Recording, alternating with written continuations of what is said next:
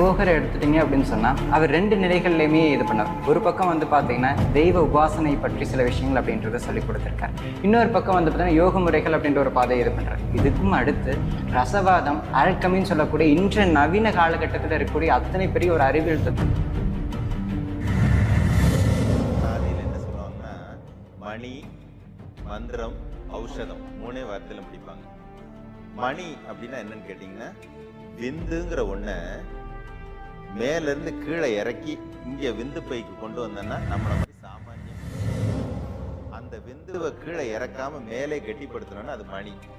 அதை என்ன சொல்றாங்கன்னா சிந்தாமணி. கீழே இறக்கணும். ரொம்ப டீப்பா பேசுறது எப்படின்னா, இம்முல முடிகிற மந்திரம், இங்குல முடிகிற மந்திரம்.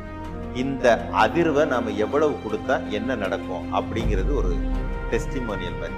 இவ்வளவு அதிர்வு கொடுத்தா உள்ளுக்குள்ளார இன்ன சக்தி ஆக்டிவேட் ஆகும், இல்லை ஸ்டிமுலேட் ஆகும்.